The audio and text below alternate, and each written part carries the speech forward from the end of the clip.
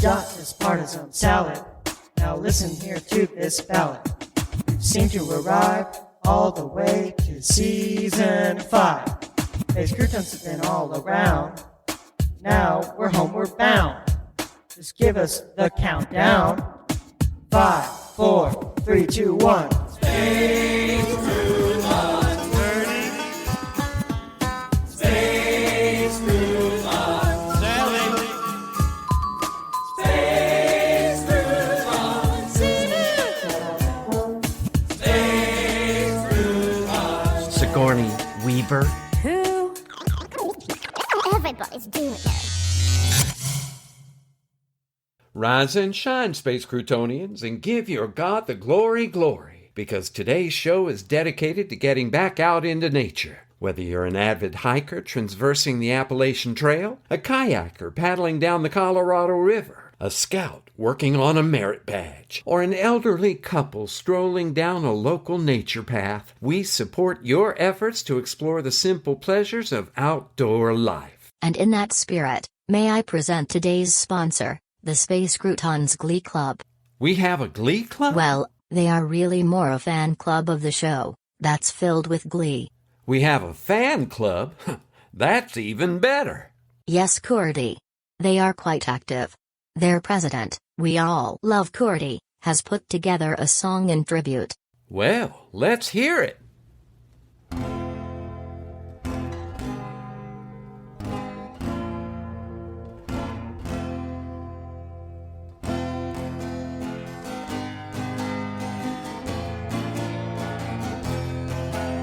A van arrived just the other day. We started our journey, and along the way there were croutons to find, stories to play. Sally was the glue, and I have to say, portals were found, they were all around. We got to travel through time, and we even made the song to rhyme. With a two-headed quarter and an eerie mood ring, the planet of boy where you must sing. Space Croutons podcast will improve your wit. This is your chance, so don't blow it. It'll change your life as you know it. The show turned 5 and we're here to stay. So many fun stories and songs to play. Mysteries to solve, worlds to save, villains to catch and monsters to slay. And as we sing this song, we have to grin, 'cause Gertie doesn't know about his twin. We'll give his story a real spin.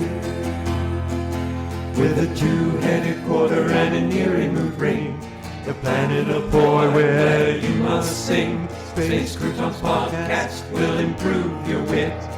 This is your chance, so don't blow it. It'll change your life as you know it.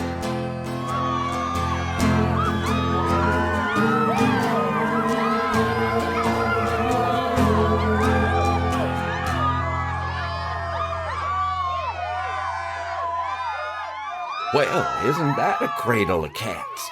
You say they're fans? Yes, Are they safe? I believe so. For their website, they even donate their time to numerous homeless animal shelters. So a shelter for homeless animals. No, homeless and animal shelters. So a shelter for those homeless with animals? Shelters for the homeless and shelters for animals. Oh, well, that makes sense. And I like their community involvement. And you say they sponsored today's show? Yes, they did. Well, in that case, I appreciate their support. See if you can set up an interview with their president. We all love Curdy, did you say? I wonder if there's any relation. Oh, I am sure Mr. Love Curdy would love to be on the show. Great! Well, with that behind us, how about we move on with the show? Please give our audience a little background about today's story. If they remember the Thanksgiving episode, the Diner Cornucopious. Funny, I actually don't remember that episode very well. Perhaps I should go back and re-listen to it. It wouldn't hurt. You know, my dad used to say, "You ain't hurt. Get up and rub some dirt on it." Well, I'm not sure what the dirt did for my skinned knee, but I did eventually learn to hop over things while running. especially when I was being chased by my brothers. You have brothers.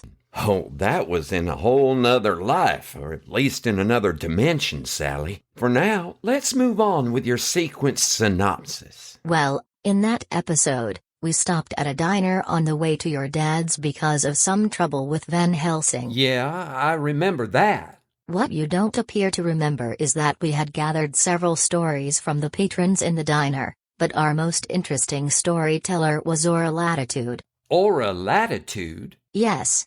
As it turns out, she is an alien from the planet Kersey who was here gathering stories. She used a device called the recitator to project the stories up on the wall. Oh, well, that must have been a sight. Oh, it was. But the really strange thing was that after she left, you lost all memory of her and of the stories we heard. Are you sure about that? I think I'd remember losing my memory. I'm sure that is what you think, but wait until you hear the next part. There's more? I followed up with the people we interviewed after I noticed your memory issue, and they also didn't remember Ora or their own stories. It sounds like I should really go back and listen to that episode. Which one was it? Episode 3 of Season 5, The Diner Cornucopious. Right. And that brings us to today's show. About the hiker? Yes. And it was sent to us by Ora. By Ora? But after what happened last time, is that really smart? I mean, what if we forget again? Well, first of all, she sent us a recording. I think that the act of her projecting the stories may have removed them from the memory of anyone watching. So, you should be okay. But, just in case, I will of course record today's show and will be able to play it back for you since it doesn't seem to affect me. Well, if you're sure. As sure as May 4th is a religious holiday for fans of Star Wars. Well then, Sally, make it so. Aye, Captain. Hello, Curdy. This is Ora Latitude. You probably don't remember me, but then I do tend to be forgettable. Ooh. I've been following your show for a very long time. From the beginning, actually. I guess you could say I'm a friend of the family, or more accurately, family of a friend. Like you, I collect stories. So consider this an introduction to a long and fruitful relationship, a quid pro quo, if you will.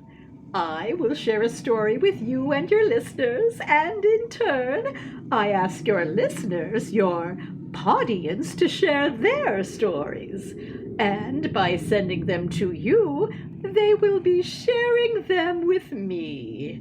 It's a win-win, really. So, without any further ado, may I present the hiker.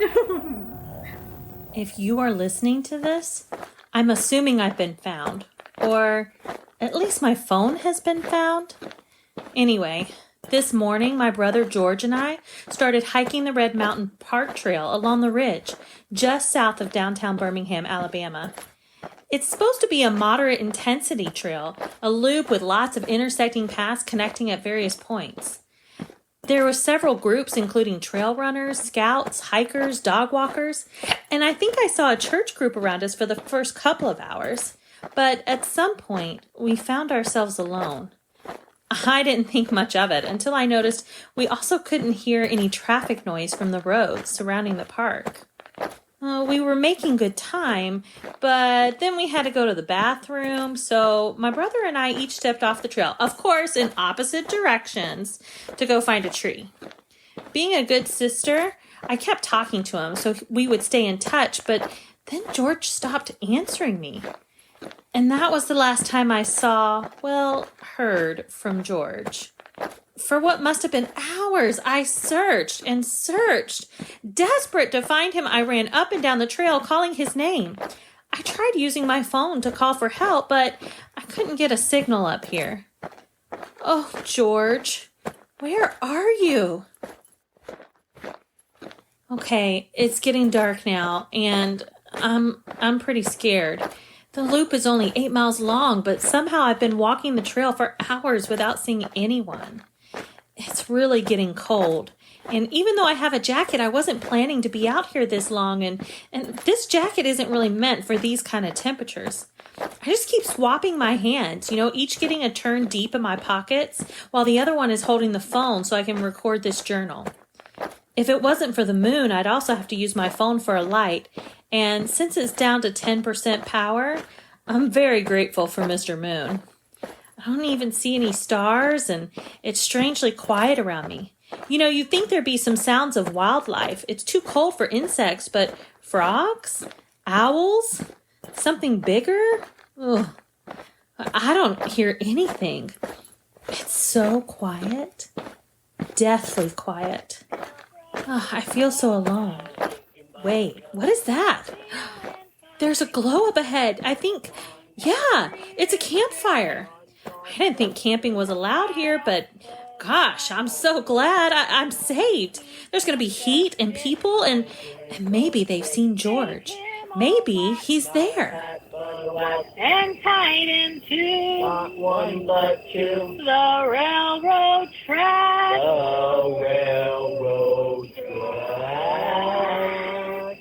Though it's so blue, Not gray but blue. the train grew nigh. Not far but nigh. Bill Grogan's goat Not the chicken but the goat. was doomed to die. Not to live but to die. He gave a groan Not a sigh but a groan. of mortal pain. Not joy but pain. Coughed up those shirts Not the socks but the shirt. and flagged the train. And flag the train.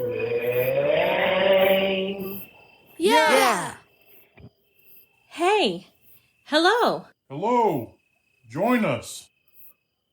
Thank you. Yes, my name is... Story. Of course, but first we must introduce ourselves. We are the Nomad Platoon of Troop 30. I am Scoutmaster Lossmore, but everyone calls me the Charmin Bear because I always carry extra toilet paper. It's great to meet you. I'm looking for my... Story. All right, Can I tell a story? of course. It's really more of a joke. That sounds delightful. Go right ahead. There were two hats going on a hike. The first hat says to the other hat, "You hang on here. I'm going on ahead." That was most excellent. Story. Okay, I have a story for you. But beware. It's very, very scary. Yeah. In these very woods, along these very trails, roams the ghost of a lost hiker, searching for help, searching for family, shivering in the cold, searching for warmth, for food, for redemption. Redemption from what? From the very act that separated her from her family, separated her from her friends, separated her from humanity. Ooh. Yes, ooh. You see, she let her pride, her selfishness, her pettiness get in the way of looking out for her fellow man. And to make it worse, from taking care of her little brother, he was always tagging along. She never had any time to herself. He was always there. She couldn't even hang out with friends without him in tow. He idolized her, of course. Why wouldn't he? She was all that and a bag of chips, as her grandparents used to say. Boo! So she was off to meet her friends on the trail. These trails. There was a certain tree along the trail where they always met and hung their hammocks. They planned to meet there 30 minutes before twilight. We'll watch the stars come out and gossip. But now she had to take her little brother. Her mom had said so, and Dad backed her up. It will be good for him, and it will be good for you.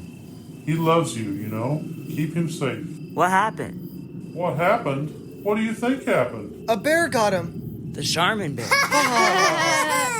A snake got him. The one-eyed Yuchi got him. Well, we don't know what happened to him. What? A quarter of a mile or so along the trail, long before the tree where she was supposed to meet up with her friends, she told him she needed to use the bathroom and was going to step off the trail behind some trees. He was to stay there on the trail and wait for her. He was to not go anywhere, just wait there on the trail. And she made her way parallel to the trail towards where she was going to meet her friends, but staying just off the trail so her brother wouldn't see her. After a few minutes, she no longer heard him calling for her. Peace at last. boo! But after making her way back to the trail, walking another quarter mile, half mile, 2 miles, she couldn't find the tree or her friends. She even reversed direction, thinking she had passed it while in the woods. She actually reversed direction several times before realizing she no longer saw anyone else on the trail. Shoot, she didn't even hear the traffic from the surrounding roads. She was lost. Serves her right. Does it? Really? There was no malice in her actions, only a desire for a little vacation from her brother. Who here hasn't wanted a vacation from a sibling? Me! You don't count. You don't have siblings. What did she do? She wandered on into the night, looking for her brother, looking for her friends, looking for anyone, looking for a way out. Then she came across a campfire. Like this one? Very much like this one. It was a dark night because there was no moon, but the stars shined brightly. Just like this one. The cicadas buzzed and the smoke kept changing direction, so no matter where the people moved, they would get a face full of smoke. Just like this one. They welcomed the hiker into their circle and began telling ghost stories. Spooky ghost stories about a one-eyed Yuchi who would grab misbehaving children on the trail and who would never be seen again. When I opened my eyes, the campfire, all gone. And I'm cold again and scared and looking for my brother. So, what do you think, Curdy? Is the hiker a ghost? Or the campers? Or was it all just a bad dream? And now that I've shared a story with your listeners, please return the favor. That's it, Curdy. Well, that was a little creepy. Do you have any data on this? Is someone lost in the woods at Red Mountain Park? If so, we need to alert the authorities. I've contacted the park rangers and they assure me they walk the trail at Red Mountain Park at closing to make sure everyone has left. They will send someone out to check, but think someone is pulling our proverbial leg. Well, that's good to know. Thank you, Sally. And Ora sent us this story and is asking for our listeners to send in their stories? Do you know why? I can only assume it has something to do with the recitator device.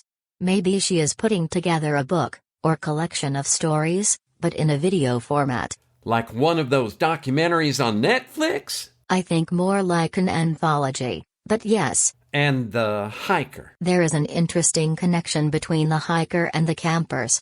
Did you notice the difference in their environments? The hiker was cold and for her, the moon was out. She said it was deathly quiet. The campers were warm, the stars were out without any sign of the moon, and night was filled with sounds of frogs and cicadas. Are you thinking they were on opposite sides of a portal? That does seem way more plausible than them being ghosts. Oh, and one more connection. The location. What about it? Red Mountain Park is where the Yeti, the Birmingham Bigfoot, crossed over to terrorize Birmingham. Siri, Brittany, Lucy, and Vera were there luckily and reported the story. I think it was Season 2, Episode 19, Vulcan's Secret. Well, I guess I have more episodes to re-listen to. It wouldn't hurt for us all to revisit our previous episodes. And it certainly helps that they're so much fun. For our audience, you can find our previous episodes on your favorite streaming platform, YouTube, and at spacecroutons.com. You can even find us on IMDb. And don't forget about sending in stories. Well, we have our assignment, and like Captain Kirk liked to say, there's No such thing as the unknown. Only things temporarily hidden, temporarily not understood. So send in those stories and help us understand what's going on. Before we go, I do have an installment for Sally's Poetry Corner. Is it in keeping with today's story? Inspired by it. Well, I guess resistance is futile. Let's hear it. Come hike with me, through fields of green. Come hike with me, for sights unseen. Come hike with me, through mud and muck. Come hike with me, and test your luck. Come hike with me, across bridges and streams. Come hike with me, through your field of dreams. Come hike with me, we really must go. Come hike with me, before they know. Come hike with me, let's go this way. Come hike with me, I really can't stay. Come hike with me, please pick up the pace. Come hike with me, no, it's not a race. Come hike with me, let's cut through there. Come hike with me, watch out for the bear. Come hike with me, the dogs are close. Don't step in that, it really is gross.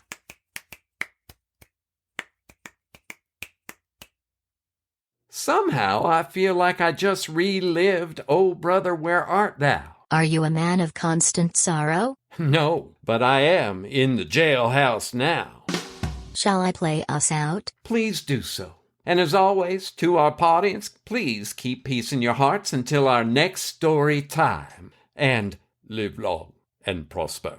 Don't just sit and scoff. Season 5 is taking off. Here to show wrong from right. Share with you the true light. Even though things might be tight, your future's bright so the writers can write. Now, give us the countdown. 5, 4, 3, 2, 1. Space Crew on turning. Space Crew on sailing. Space Crew on season. Space Crew on. You know, alien. I'll give you alien. Space croutons again and again. No matter where, no matter when, they're to be found, the legendary now.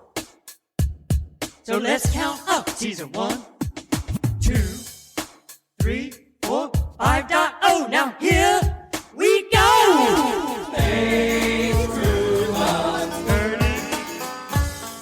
Space croutons sailing. Space croutons season. Space croutons. Because in space, no one can hear you sing. Whitney Houston, we have a problem. Space Croutons is a work of original fiction. Similarities to persons, situations, or events, real or fictional, is coincidental and unintentional. Created and written by Jerry, Jace, John, Della, and Jeff Goodson. Episode story by Jerry. Story idea by Jenna. Original music by Levi, John, Della, Jeff, and Jerry. Production by Jerry. Music production by Rachel, Della, Joanna, Clara, Joel, Levi, Jeff, and Jerry. Featuring the voice talents of Patsy Puckett, Rachel, Jacob, Levi, Joel, Clara, Joanna, Jeff, and Sally. Entire work copyright 2025 by Jeff, John, Jerry, Della, and Jace Goodson. This has been a Good Witch audio production. Keep peace in your hearts until our next story time.